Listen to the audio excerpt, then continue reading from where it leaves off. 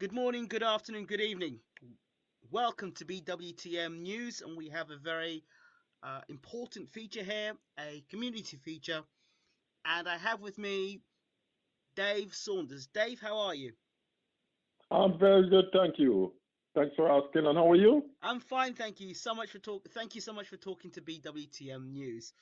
Um, Dave, tell us about this new website that you've set up. This new website is called Black Online Businesses, Bob for short, and it's really a business. It's really a website or an advertising platform for Black businesses to advertise their wares, to reach out to the community.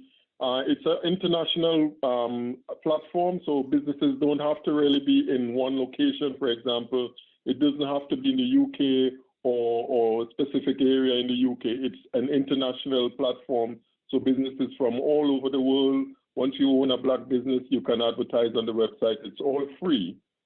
And it really is my way of putting back to the community, giving back something to the community so that Black businesses have somewhere that they can all get together and support each other, as well as getting customers to support Black businesses.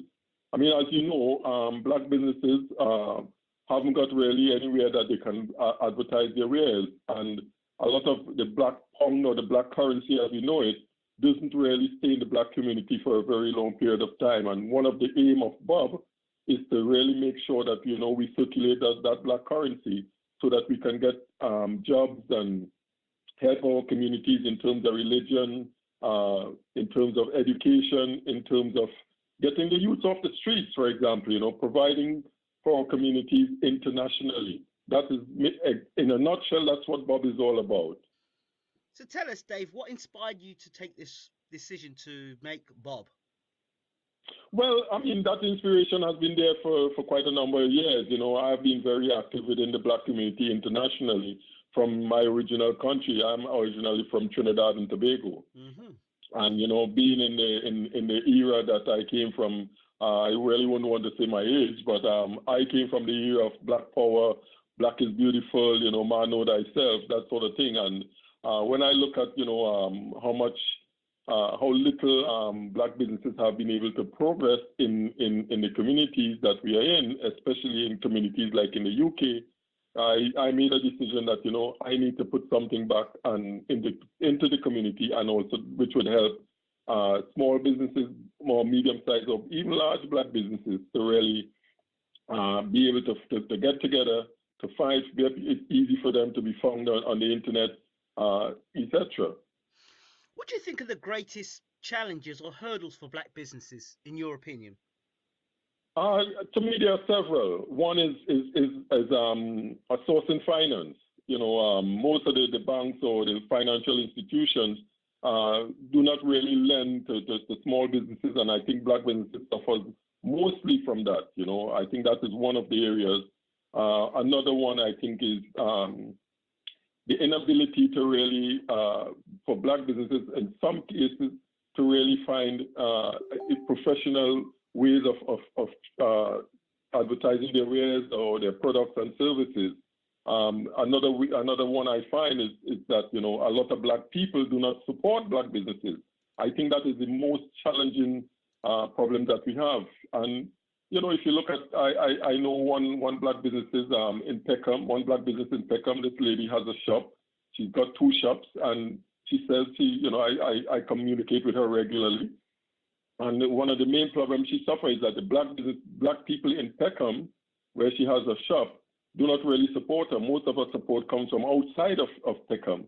But she find that recently some of the people who live in Peckham, they go to her shop and steal from her. And what they've done recently is that they've also injured one of her employees. So this is a challenge for a lot of Black businesses. We have, as I said, the economic problem, the financial problem, and also, the lack of support from Black people as well. Answer me this question, Dave. Why is it that we, as Black people, are more inclined to invest in other cultures' businesses, whether it be go to support a Chinese or an Asian business that's selling Black products, do not go down to our local Black business or shop and buy from our own? Why is that?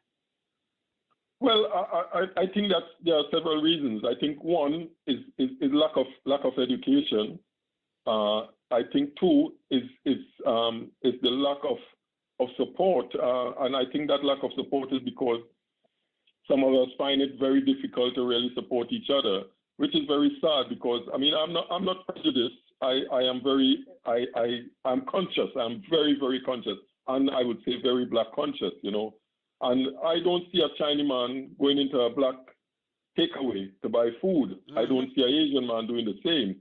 But I see a lot of black people go to the Chinese man's business and buy products from him, or the Asian man shop and buy black products as well.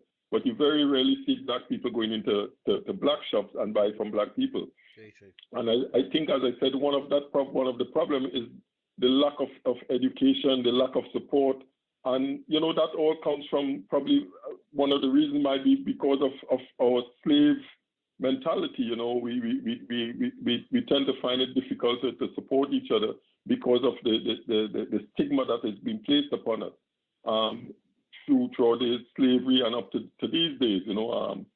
It's very sad that we have these kind of problems, but there can be more reasons for that. But I have identified some that I think are very prevalent in our society. So I know it's very we often hear about the problems within our community. So what would be your suggestion to turn this around? The website's a great start, and an opportunity. There's no excuses for people around the world of color, particularly black people, to get involved and be a part of the website and the community. How do we turn things around? My friend, that's a very difficult question, because while you were asking that question, I was going through my mind a recent discussion that I had with one of my colleagues. He owns a business. I would like to call the business name. It's called Sunrise, and it's a business in Walthamstow. Okay. He has been around for 7 years. I only recently knew about that business because it was advertised on WhatsApp, and I saw the video, and I decided to go down and support the brother. But he has a problem in that very few people, black people, are supporting his business. Some of those who are who buy from him, they'll buy one product from him, but they'd rather go to the other shops and buy the same product again from the Asian man for at a more expensive price. He doesn't have the support from his own family, members of his own family. I find it very difficult to find out. If I had that $1 million question, the answer to that $1 million question, I'll probably be a millionaire, or a lot of black people would be very supportive and helpful within the businesses within our society or in the international community. I don't think this is a problem that we have only in the UK. I think it's a problem we have internationally, where we are integrated with other cultures. Absolutely, I totally agree with you there. 2 points. Point number one would be customer service, regardless if you're black, you're white, you're Asian. If you get good customer service, you'll come back. Quite often when you go to some businesses and they see us walking through the door, black on black customer, black business owner, the black business owner tends to look down on the customer or treat them with contempt. That's very much so. This doesn't help either. Well, before we go on with that, I agree with you 100% with that. I am from the West Indian community. I'm from the West Indies originally. Mm-hmm. And, our attitude towards our customers are so negative. My background is catering as well. And I did quite a lot of pop-ups and such, and if I go to an area, for example, to some of the markets and I sell my products, there's reception I get. I always believe that customer service is number one, because if you don't have the customer, you don't own the money. If you give a good service, the customer will come back. If you have a good product, the customer will always return. But I have found that, if I sell the same product to, let's say, for example, not being prejudiced again, a white person, he will appreciate the product that I sell him. He'll comment on the taste and everything else, which is motivational to me. Of course. I sell that same product to a black person. He wants, as I would say, he wants the pot, and he still wants change from the £5 or whatever he gives me. Because for him, he thinks he's doing me a favor. He doesn't appreciate the time that I put in to give him that, to making that product something that he could appreciate. He doesn't appreciate the effort that I have put in. He doesn't appreciate the service that I'm giving him. A lot of black people, when you go into their establishment, as you say, their attitude as business owners is a turn off.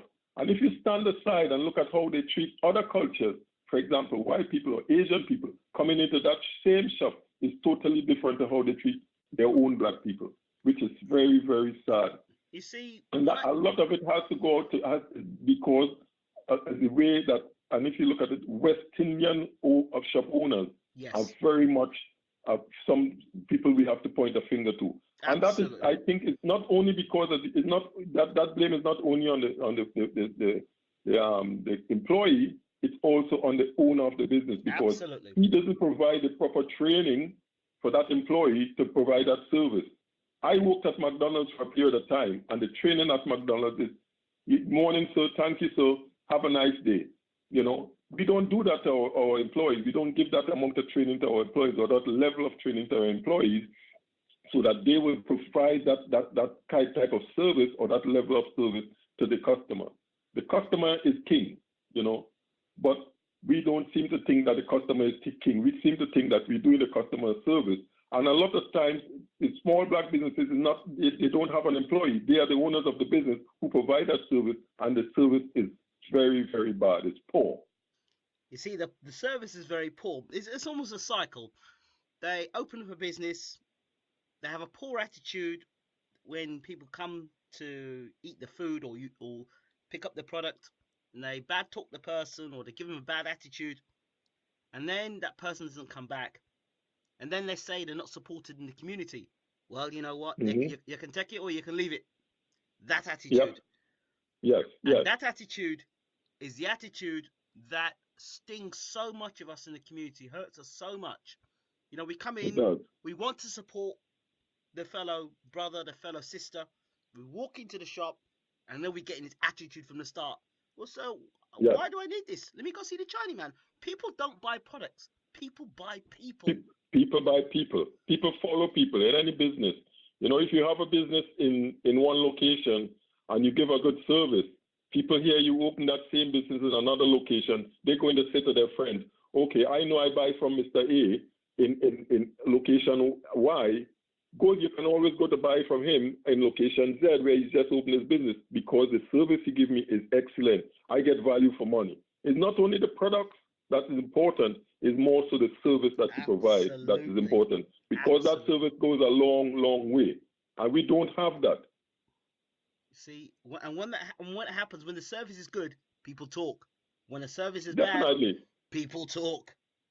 I mean, when I started in business, I remember, you know, when I doing management courses, business management courses, etc.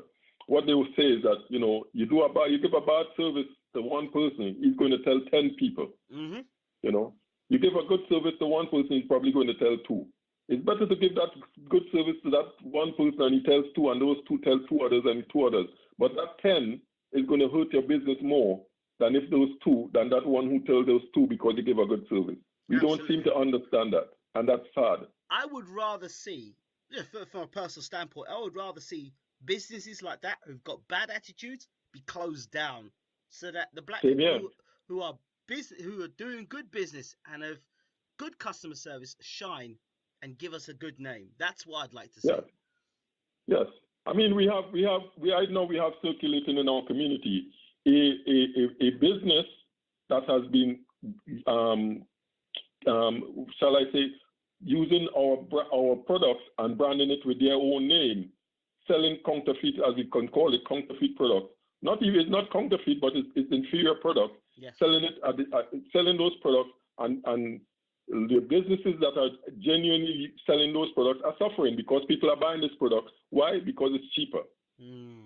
But you know, and that's pardon? They're not aware of the damage that they're doing to themselves. We are not aware. You know, sadly, we are not aware.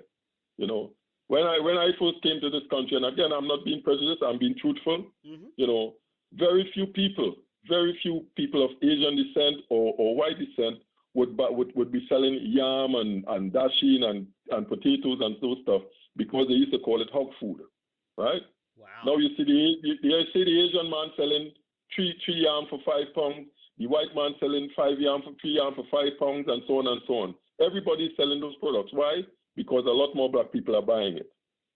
You know, when he set up a stall in the market alongside a black person, you see more people going to his stall and buy from him than they are buying from their own black people. Absolutely. Just take Ridley Market for an example. Yes, I mean hair products. You know. Let's not go there. You know who sets up hair product shops, and who buys those products? Absolutely. Black hair products. Black people set it up. Asian people set it up. Black people buy from them. Absolutely. This same sister I'm telling you about in Peckham, she had such a serious problem with one Asian shop in Lewisham because she's got one shop in Lewisham. She opened another one in Peckham. When she opened a shop in Lewisham, some Asian shop owners were saying to black people they would sell the product cheaper because they want to close her down. Luckily, some of those black women were conscious enough to go back and tell her, right? So what we have been doing is trying to support her as much as possible so that we make each other aware that it's not only we are fighting against ourselves, but those who are against us are fighting against us as well to make sure that we never survive within the business community. Wow. Right? My brother, I walk that extra mile to buy from my own. You know why? And again, I'm not being prejudiced. No. When an Asian man owns a building, a commercial building, he rents it at a certain price to his own Asian people. When you as a black person go to rent that building, he rents it at a higher price to you. Absolutely. Right? Right? And this is not being prejudiced again. This is being consciously aware of what's going on within our community. That is why I've decided to do Bob. I don't make any money off of Bob. I hope that, you know, the little merchandising and stuff that I'll be doing, the events and stuff that I'll be holding would make some money. And it's not that I want to make that money to put in my pocket. Whatever income Bob generates is going to be put back into the black community because I have other ideas for Bob. Some of those ideas are helping to finance small businesses because they won't be able to get that finance from the banks, etc. Some of those ideas are helping to help black people within the community so that we can support each other. We need to provide jobs for ourselves. We need to provide businesses and stabilize those businesses so that we can progress, not as a person, but as a community, as black people. Because when you and I pass on in life, we still must leave a legacy so our children have something to look forward to. We are not doing that within our community. So instead of going 5 steps forward, we're going 3 steps backward. You know. That's beautiful. That is beautiful, but it's the truth. It's the absolute truth. So tell us more about Bob. How do people get onto Bob? Well, I do web design myself, so I'm building the site. So you can at the moment, I just say to people, if you can send your business details, so the name of your business, the address of your business, the contact details like the phone number, email address, the contact for the person to contact, to ads at blackonlinebusinesses.com, and I will start putting those information on the internet, on the website. I mean, in the near future, I want to feature a blog so that people can write about their individual businesses, and I can put it on the newsletter so people can read, you know, people's story. You know, we don't have history, we have stories. My story, your story. You know, his story. That's our story. So I would like that. Those are some of the ways that you will be able to plug into Bob, to get on Bob. Just as I said, write to ads at blackonlinebusinesses.com.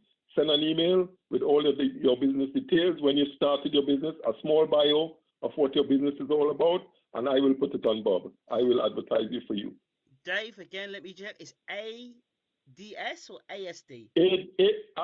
Alpha Domino Sugar. Fantastic. At blackonlinebusinesses.com. Fantastic. Is there a contact number for people to contact you, to talk to you if they want to speak to you further about this? Yes, definitely. The same number, 07539031806. I'll say that again, 07539031806. And it's Dave Saunders. Call me at any time. I am here for my people. Dave Saunders, thank you so much for talking to BWTM News. Oh, thank you so much for taking my call, and thank you so much for this interview.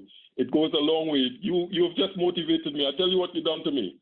You just made all my paws raise, and what you've done is make me feel stronger that what I'm doing is so right, that there are people out there who can see it and ready to take the mantle and help me to get further on. At any time, you can give me a call. Anybody who you know that is interested in getting the business on board, whether it doesn't have to be in the UK, internationally. We have to support each other internationally, because when you travel from here to America, you need to spend your money at a black shop. You need to know that there's a shop near where you live that provide the products and services that you can spend your money. It's not the UK pound, it's not the American dollar, it's the black currency. Absolutely, and that is absolutely extraordinary, the amount of power the black currency has. Definitely. Listen, my brother, just one more thing. You go to the Sainsbury's. Yes. You go to Tesco, and you look for. I have done a lot of observation. You look at how much the trolley that a black man, when he goes into the Sainsbury's or Tesco, whichever, it goes in empty and it comes out full. Yes. Most other cultures, you don't see it as full as a black man. We eat more than most people, but we do not support each other's businesses, And this is one of the things we need to do. We need to really circulate that black currency so that we can provide jobs for our own communities. The Asian man don't employ a black man in the shop. He employs his own brother, his own sister, his own children. The white man, he helps. He does quite a bit for us in our community, but he knows that when you spend that money, when he pays you, that money goes back to his community. The Jewish man is worse. The Jewish man is the worst in our community. He doesn't support anybody but his own. And this is what we need to do. We need to look at what these people do and do the same that they are doing. Not in a prejudiced way, but in a conscious way. Absolutely. Support right. Our revolution is not to fight with no gun and have our youth, what they're doing, killing each other. That's the worst. This is the worst era of our lives. We look around and we see youth there today, youth there tomorrow, being stabbed with knives. It's the saddest part of my life. I have struggled since in the 70s with the Black Power movement, etc. And the struggle has been we trying to find a place within the society. And when I look around and I see what our youths are doing to each other, it is the most painful thing in my life. I have kids. I have a 17-year-old. I worry about him more than anything else. He's not in a gang, excuse me, but I worry about him in that he goes out there and some little youth might be jealous of him and might feel that, he can take advantage of him. That is my greatest worry, sadly. It's true. It's all real talk here, Dave. It's all real talk. All real talk. Thank you.